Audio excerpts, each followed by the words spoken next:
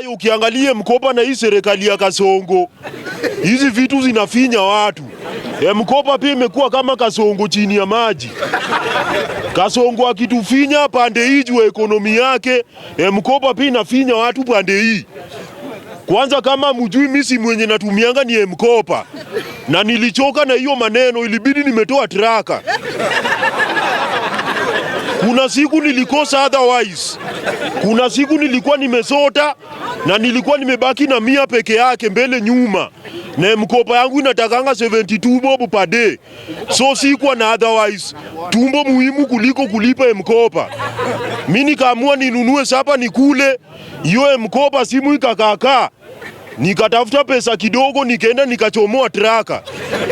Si kwa kupenda kwangu watu Mkopa, ni serikali ya Kasongo. Serikali ikiwa sawa, hata pesa tunapata kwa mfuko ina kwa njia rahisi. Hatungangani sana. Lakini ile kidogo yenye tuko nayo, Kasongo anachukua hii pande yake, Mkopa pia anachukua pande yake. So story inakuwa ngumu. Mimi siwezi value simu kuliko tumbo yangu. Tumbo yangu ni muhimu. Juu ukishiba hata ndo unakuwa na nguvu mingi ya kutumia hiyo simu. Kwani utatumia simu ukiwa njaa? Hiyo iwezekani. So hapo kwa Mkopa, mimi sijui nitawapatia advice gani, lakini mimi simu yangu nimetoa traka. Mukipenda munikujie tu. Nitalipa nikipata kazi. Sasa bado mimi ni hustler, sina kitu. Alafu hii maneno ya pili ati opposition ya Gachagua tukikompea na opposition ya Raila, hiyo opposition zote ziko sawa. Gachagua najua wewe hujaipenda baba na unajaribu kujiingisha kwa kiatu ya Raila, ukue kama Raila. Uwezi legacy yenye huo jamaa aliacha ni kama ya Michael Jackson. Wewe uwezi ingia kwa hiyo kiatu. Najua hapo kwa hiyo maneno yako opposition kukompea, kama we ni mtu uko na hekima, utajua tu Mkabila anapinga Raila indirect. Nendo bado alikuwa analipa wa Kikuyu, akitumia watu kama kina Mutai Kaiga, wachekele baba juu amekufa. So, mi opposition naona tu ni opposition. Siwezi sema ati ni venye tu hiyo opposition ya saa hii iko na ukabila mingi juu ya Gachagua, lakini opposition ya Raila iko na ukabila. Raila alikuwa anapigania Wakenya wote. Na ndo kwa maana alikuwa anaunganisha Wajaluo, Waluya na Wakamba. Gachagua yeye anapigania Mlima peke yake. Hata sasa hivi ukiangalia si ni watu wa Mlima wametupea shida yote. Hao ndo wametupatia Kasongo. Najua inauma, lakini ukweli lazima isemwe. Hii shida yote tunapitia ni ya watu wa Mlima.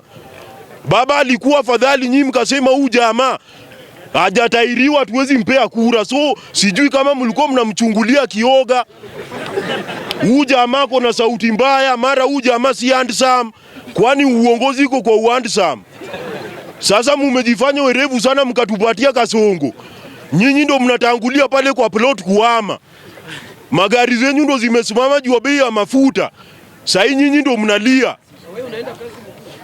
Ndio niko one term, lakini saa zingine huwa na feel kurudi two term.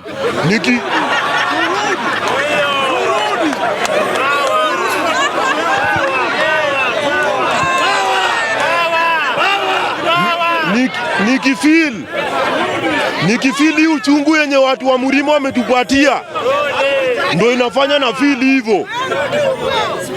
Lakini siwezi rudi kwa two term. Kwa two term ni mbaya. Nikiama one term niende kwa no term. Nalima kila mtu.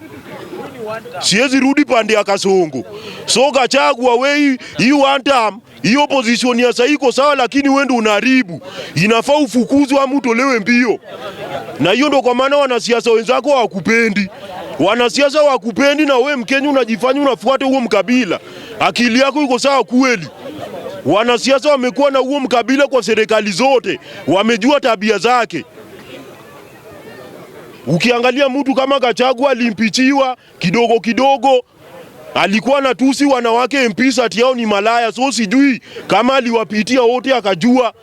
Kidogo kidogo akapatikana na hii shida ya rape case. Alinajisi mtoto mdogo msichana na akamuua. Isitoshe akatumia vijana wenzangu kwenda kupindua serikali, wakafiatuliwa malisasi wakakufa. Survivors wamebaki ni wachache, wenye wamebaki hajawapatie empowerment. Wewe unajua vijana wa wenye wako one term wanahitaji kazi. We kama wewe Gachagua ni ukweli unajali wa Kenya, uanze na kusaidia wa Kenya wapate kenye wanataka. Hiyo unajifanya unajipigania. Kwa majina ni hawa.